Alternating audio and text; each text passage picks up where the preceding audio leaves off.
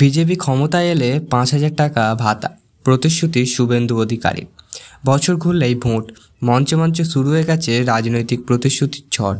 কিন্তু এবার বিরোধী দলনেতা শুভেন্দু অধিকারীর মুখে এমন এক ঘোষণা যা সরাসরি ছুঁয়ে গেল হাজার হাজার রাজনৈতিক কর্মীর হৃদয়।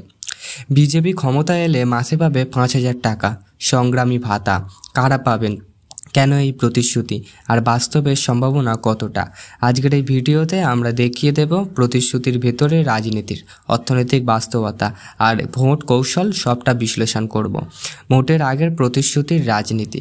বাংলা 2026 বিধানসভা নির্বাচন সামনে, রাজনৈতিক ময়দানে উত্তেজনা তুঙ্গে। তৃণমূল, বিজেপি, বাম, কংগ্রেস সবই এখন ভোটার মন জয়ের জন্য মাঠে লেবে গেছেন। প্রতিটি দলই তাদের ভোট ব্যাংকে দিয়ে তাকে প্রতিশ্রুতি দিচ্ছে। এর আগে লোকসভা নির্বাচনের আগে শুভেন্দু একই ধরনের প্রতিশ্রুতি দিয়েছিলেন, কিন্তু এবার ভাষণ আরও দৃঢ়, আরও স্পষ্ট। প্রশ্ন হলো, কেন এখন এই প্রতিশ্রুতি পুনরায় সামনে আনা হলো? প্রতিশ্রুতির বিস্তার। শুভেন্দু অধিকারীর বক্তব্য, বিজেপির ক্ষমতা এলে রাজনৈতিক আন্দোলনে জেলে যাওয়া নেতা কর্মীদের জন্য মাসিক ৫,০০০ টাকা ভাতা। মিথ্যা মামলার দায়ে যারা কারাগারে ছিলেন তাদের অন্যায়ের প্রতিকার হিসেবে এই পদক্ষেপ। শহীদ পরিবারগুলোর দায়িত্ব নেওয়ার প্রতিশ্রুতি। শাসক দলকে সুদে আসলে ফেরত দেওয়ার হুঁশিয়ারি। এই ঘোষণা দেওয়া হয়েছে কাঁচরাপাড়ার কন্যা বাঁচাও মিছিল মঞ্চ থেকে, যা নিজেই রাজনৈতিক বার্তা বহন করেছেন। কারা পাবেন এই ভাতা? মূলত বিজেপি বা বিরোধী শিবিরে সেই সব কর্মী যারা রাজনৈতিক আন্দোলনে জেলে গেছেন। শর্ত, মিথ্যা মামলা, জেল খাটানোর প্রমাণ, রাজনৈতিক আন্দোলনের নথিভুক্ত ইতিহাস। এই শ্রেণীর সংখ্যা ঠিক কত নির্দিষ্ট পরিসংখ্যান নেই, তবু অনুমান অনুযায়ী কয়েক হাজার। তাহলে এই ভাতা সবার জন্য নয়।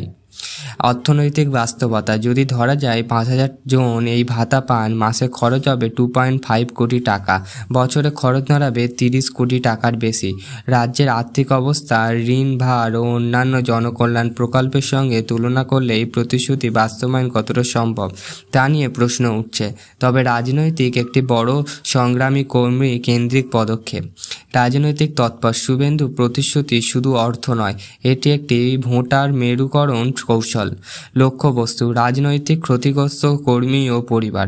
বিরোধী শিবিরের মনোবল বাড়ানো। শাসক দল অন্যায় করছে, এই বায়ন জোরদার করা।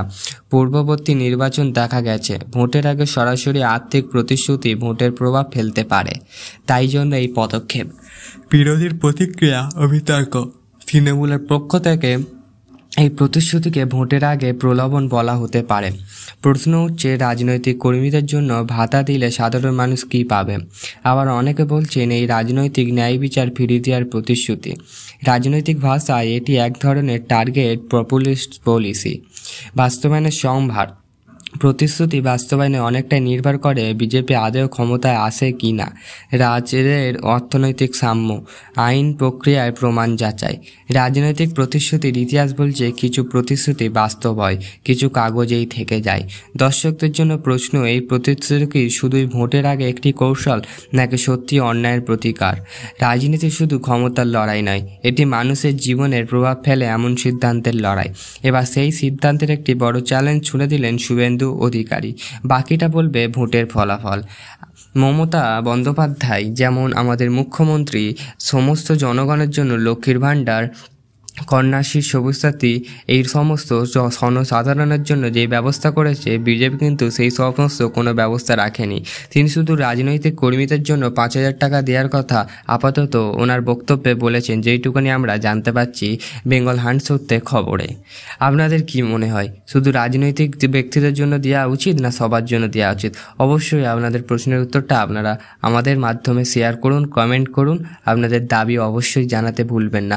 আর ভালো কথা, আপনারা যদি চ্যানেলটিকে সামান্য হলেও ভালোবেসে থাকেন, যদি লাইক, কমেন্ট, শেয়ার করার ইচ্ছা হয় অবশ্যই করতে পারেন, জনতাকে জানাতে পারেন।